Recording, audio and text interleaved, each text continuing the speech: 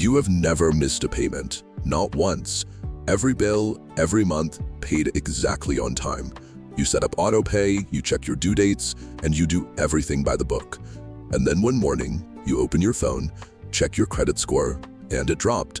Not by a point or two, by enough to make you just stare at the screen. It feels like a penalty for following the rules. You did your part, but the system is working against you in the background. My name is Alex. A few years back, I had a spotless payment history and still watched my score drop overnight. It took me weeks to figure out what actually changed. In this video, I am going to show you why this happens, the mistakes that make it worse, and a free plan to protect your score that takes less than an hour. Paying every bill on time is just the visible surface of credit health. Real control requires understanding the invisible mechanisms running behind the scenes. The most common reason scores drop unexpectedly is a metric called credit utilization. Credit utilization is the percentage of your available credit limit that you are currently using.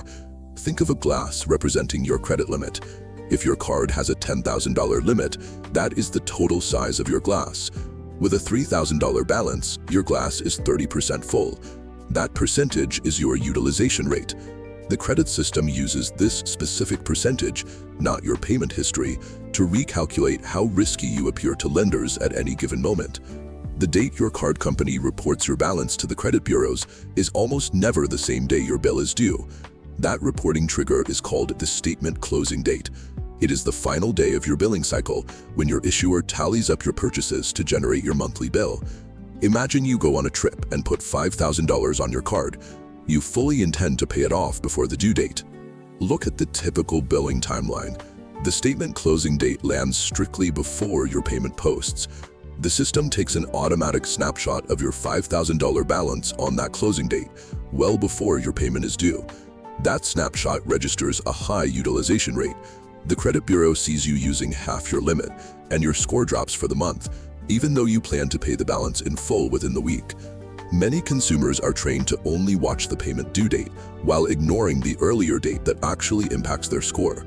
The credit system does not account for your intent to pay. A pristine record can be sabotaged simply because you did not know when the system was taking its monthly snapshot. To fix this, your first step is to locate your statement closing date. You can find this on your monthly PDF statement or within your mobile banking app. Once you find that date, you can preempt the snapshot. Try making a payment a few days before this closing date, rather than waiting for your actual due date. This maneuver does not require you to pay off the entire balance. You just need a partial payment that is large enough to lower the utilization percentage that gets reported. This tactic takes only a few minutes to implement. Because you are lowering the balance before the snapshot happens, you can often see a score improvement by the very next billing cycle. This timing strategy is universally effective. It works whether your total credit limit is $2,000 or $20,000. But utilization is only one part of the story. There are other factors most people barely think about that can still move your score, even when you feel like you are doing everything right. Let me show you how the bigger picture works, so the rest of this makes a lot more sense. Before we look at the common mistakes people make with their credit, we need to understand the basic mechanics of how a credit score is actually built. There are dozens of different scoring models out there. The exact math varies depending on who is pulling the data, but the major categories they evaluate stay mostly the same. The first and most widely known category is your payment history. This calendar animation shows how the system views your payments. It is completely binary. Either you paid on time or you missed a payment. If you have an uninterrupted track record of 0 missed payments, you are getting full points for this foundation. But paying your bills on time is only the first piece of a much larger mathematical equation. To see what else drives your score, we have to look at your everyday spending habits, specifically a factor called credit utilization. This chart illustrates your utilization. It's the exact ratio of available credit you're actively using when balances are reported to the bureaus. If we draw a line at roughly 1/3 of your total limit, you want to stay well below it for best results. Keep in mind that 1/3 target is a strong behavioral guideline, rather than a magic boundary line that instantly triggers a penalty. The third core factor the scoring model evaluates is the length of your credit history. Looking at this timeline, a longer track record gives the scoring algorithm a wider set of data to accurately assess your overall risk. Unlike the simple yes or no question of whether you paid a bill on time, your utilization and your credit age are highly fluid metrics. They constantly fluctuate as you spend money and as time passes. Beyond your daily spending, the bureaus also look at your wider financial context through something called your credit mix. This graphic represents that mix, comparing revolving credit, like credit cards where the balance changes monthly, against installment loans, which are fixed debts with a set payoff date, like a car payment or mortgage. Having a diverse mix of both account types is helpful over the long run, but it takes a back seat to your payment history and utilization. The final major variable the model tracks is new credit inquiries. You can see on this counter how a hard inquiry, which is a formal background check triggered when you apply for a new card or loan, causes an immediate dip in your score. A single hard inquiry causes minimal, temporary damage, but several of them clustered close together compound the penalty.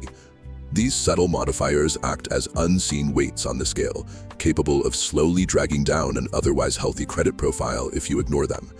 A flawless payment record creates a sense of absolute security. In reality, the score stays reactive to every other underlying variable.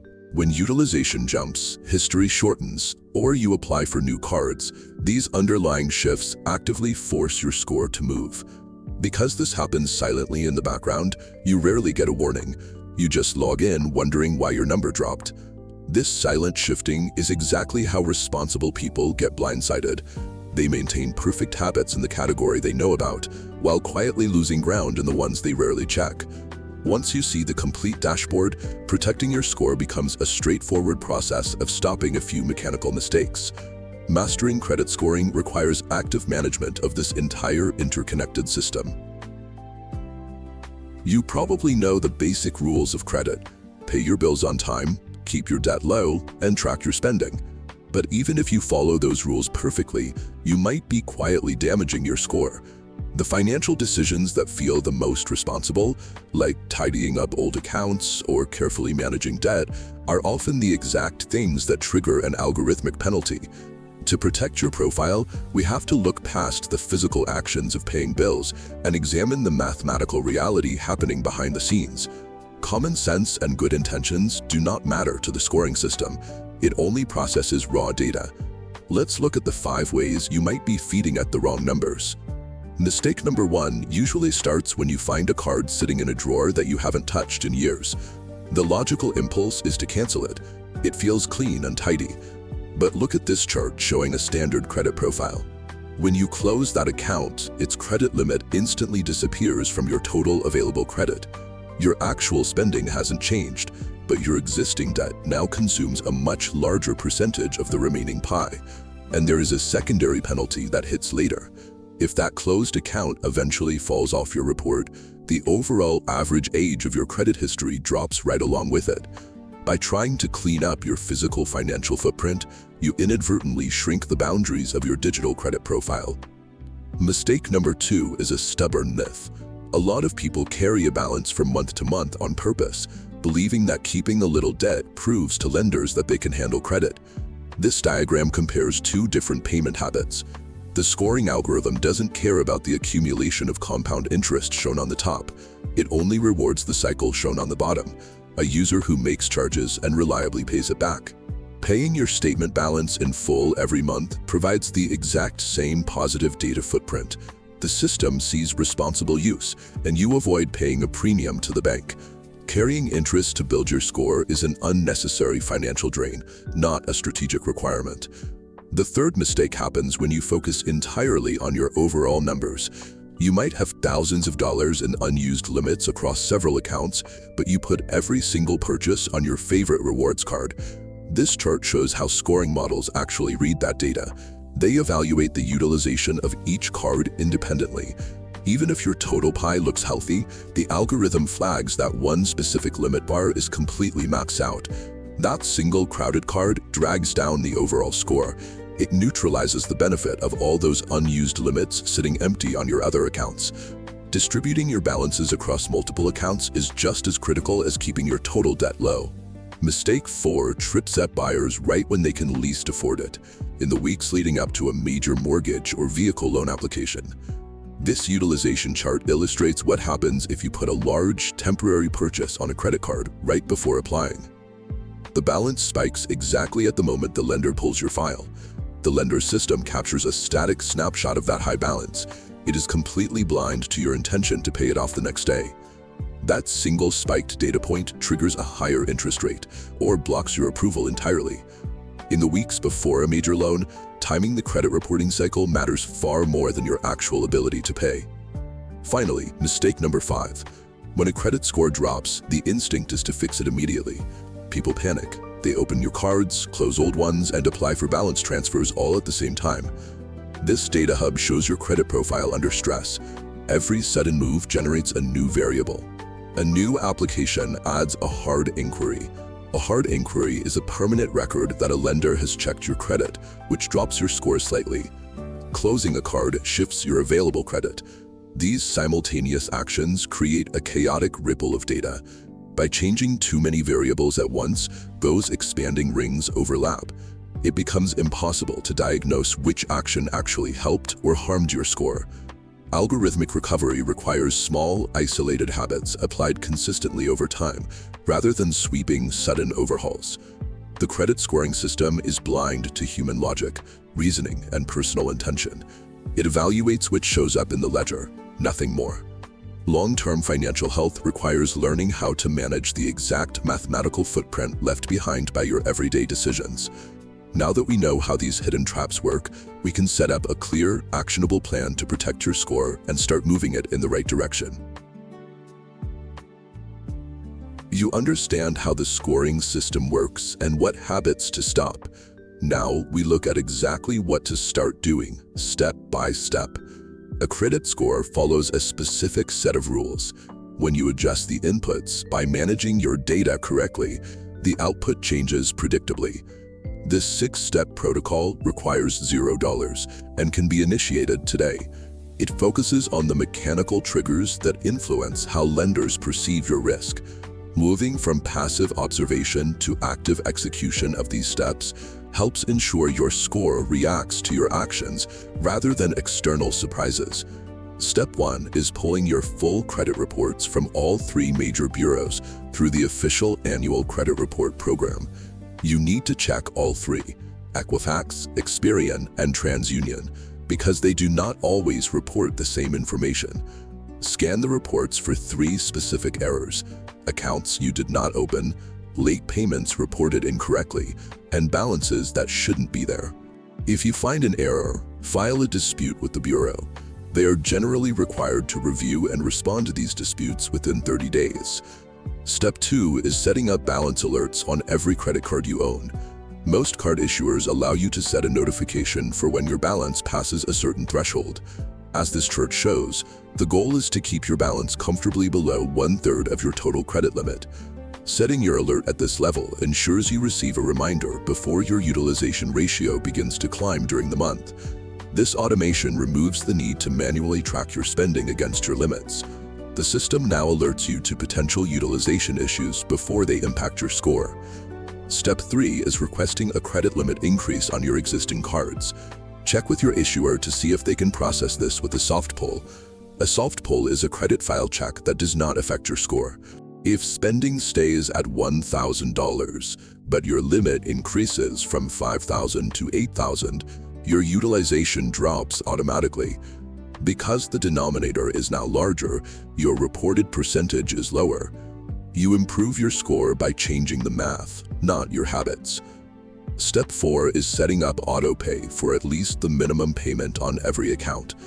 This functions as a vital safety net against any missed payments caused by card replacements or busy schedules. By completing these first 4 steps, you address the primary reasons for unexpected score drops. You have verified your data, automated your alerts, improved your utilization math, and secured your payment history. The final steps focus on long-term stability. Step 5 is spacing out your new credit applications. This timeline compares the impact of hard inquiries. A hard inquiry occurs when a lender reviews your credit for a new loan. Several inquiries close together can signal increased risk to lenders, while spacing them out by several months keeps the trend line stable. There are exceptions for rate shopping on a single auto loan or mortgage, but for credit cards, the safer move is to wait between applications. Step 6 is considering your credit mix. This should only be a priority once you have mastered the previous 5 steps. If your profile consists only of credit cards, your score may eventually plateau. Adding a different account type, such as a small credit builder loan from a credit union, introduces the variety needed for further progress. Pacing your applications and diversifying your account types are long-term moves. They allow your score to build steadily without requiring constant manual intervention. Using these 6 steps changes the data lenders see. You are no longer reacting to a stagnant score. You are providing the specific inputs the system is programmed to reward. Understanding the rules of the credit system provides a level of predictability that replaces the stress of a confusing score drop. Applying this protocol allows your credit to function as a reliable financial tool. You can use these steps to build a history that reflects your actual financial management. If this helped you make sense of your score, tap the like button and share this with someone who pays on time but is still confused by their numbers. Comment below with your specific score goal. I post new videos every Tuesday, Thursday, and Sunday, so subscribe to stay updated on the next one.